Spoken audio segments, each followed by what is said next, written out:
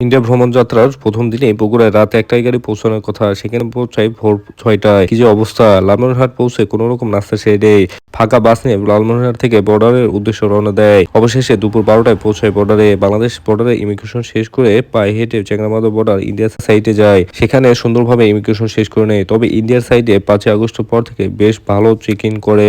এরপর money exchange করে border থেকে অটোতে করে ৩০ রুপিতে চ্যাংড়াবান্ধা বাইপাসে যায়।